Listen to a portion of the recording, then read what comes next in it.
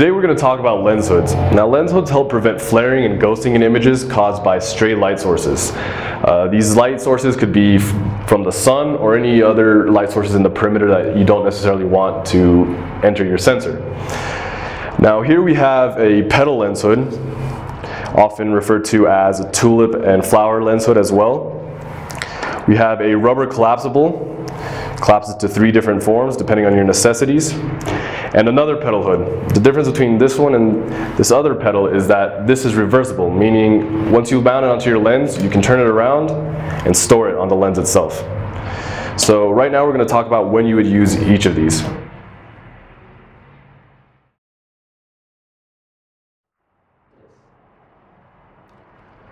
So first we're going to talk about the Petal lens hood. Petal lens hoods are more suited for situations in which you're using a large angle of view, such as when you're using wide angle or fisheye lenses.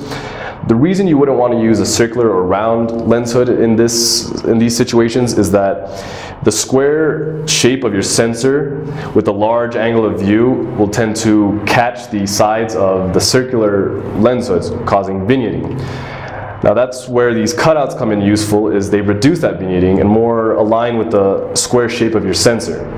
So to attach the Petal hood, we're going to line up the back threading of the hood to the front threading of the lens. And we're going to gently turn it clockwise until it's just snug.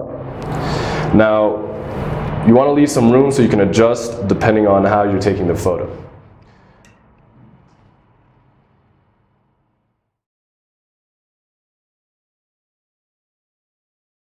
So here we have the rubber collapsible hood. It's classified as a circular or round lens hood.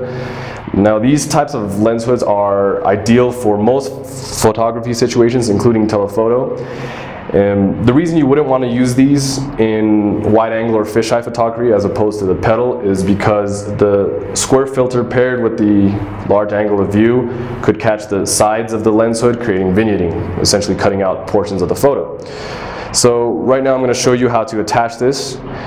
You line up the back threading of the hood to the front threading of the lens. And I personally think it's easier to attach when it's fully collapsed. You just start gently turning clockwise until it's just barely snug. You don't want to tighten too much. So here it's in its fully collapsed state, and it has 3 states: a medium and a fully extended. Now you can choose which one to use depending on your needs and the photography situation you're in. This state would probably be ideal for really bright situations, whereas if you're catching some vignetting, you might want to reduce it to the medium state or fully collapsed state.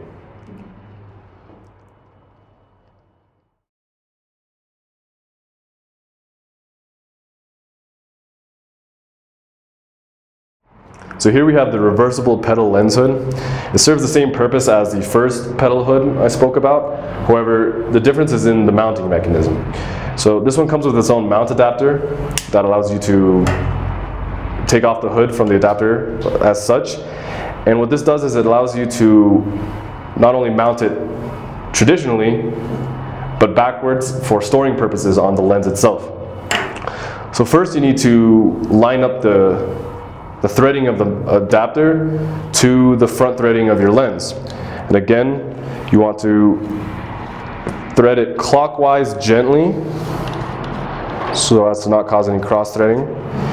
And once it's on there, line up the grooves of the lens hood to the grooves of the adapter, then turn clockwise to lock it into place, and you're set.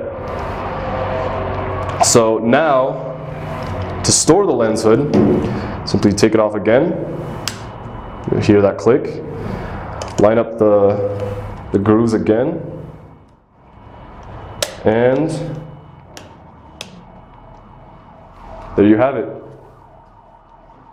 The lens hood is now stored. Alright, that concludes our video for today.